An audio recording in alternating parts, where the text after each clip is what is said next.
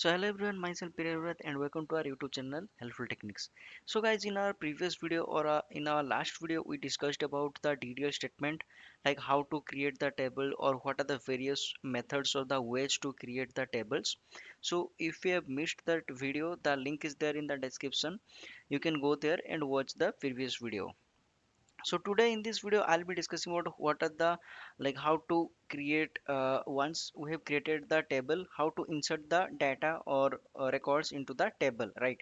So there are various methods are there or the syntax are available. So one by one we'll be discussing, but first of all let me like walk you through the definition part or the theoretical part. So DML, it's a part of DML statement, and DML stands for the data manipulation language, and this command is usually used to manipulate the data present inside the database or inside the tables. So first DML statement we'll be discussing today is the insert statement. So mainly it is used to insert the data into the table. So this is the syntax. So insert into table name and values, then you can provide the or pass the values inside this bracket. And the second method is insert into table name, then column name you need to pass, then for those column accordingly you have to pass the values. So let me take you to the like page where we can discuss. So last time we created this table called student, and the serial number, name and mark, these are the three various column names we have for this student table. So let me run this query to see whether we have any data present inside this table. If you see here, no data found, that means we have not inserted any data or records inside this table. So let me insert one record here. So this is the table I am trying to insert.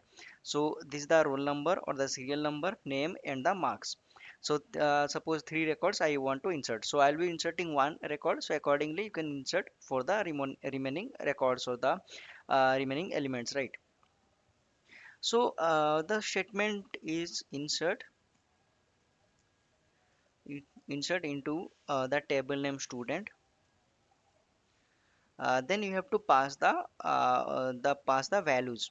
So serial number is the number type, so you can pass one. This is our primary key, so I have forgot to like mention primary key here, but you need to define the primary key as well, right? Then name is the suppose Priyavrat, and mark I want to enter 85 suppose, right? Just a second, values, yes. So this is the statement, let me run it. So if you see here, one row inserted, that means we're able to successfully insert one record. So if you see here, the serial number, name and mark, right? So now let's see about the other methods. So this is the first method, and the second method is this one, insert into student.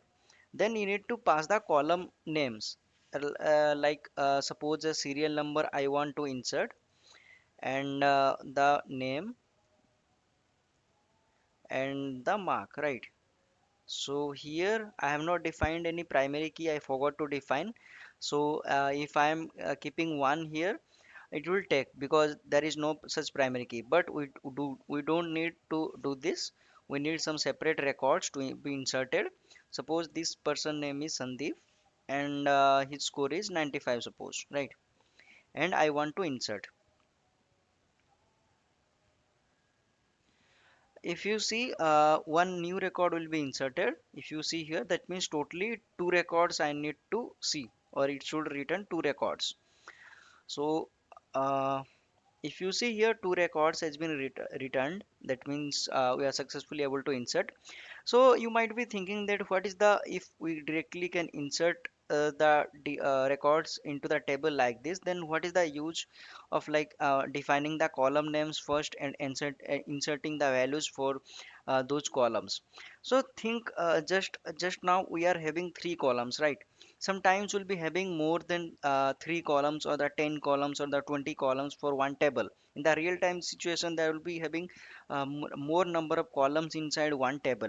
So we don't want to insert the data for the whole column. At that time, we only need to enter the details for the few columns, right? So at that time, we can define the column names, and for that, for those column names, we just will mention the will provide the values. For example, here we have 3 columns, right? Let me insert the values or insert the records for only two columns. So here this is the third record I want to push, and her name is suppose Manisha, suppose, and score is 75. Sorry, score I don't want to push. So let me run it. If you see here, the row has been inserted, and let me run it. So it should return 3 records. If you see here, I am able to successfully enter or insert the data for the third record Manisha, but marks it is null. For the marks it is null because I don't have passed any value for the mark, because only two for the 2 columns I am inserting the values, right? So this is the use case when we don't want to insert the values for whole columns or for all the columns. At that time we should use the second method. So I hope it is clear to you right now, and in the next video we'll be seeing about some other DML statements, and how to select star from the table, various selection process or the steps we have, or the syntax we have in the SQL. So I hope it is clear to you right now. So see you in the next video.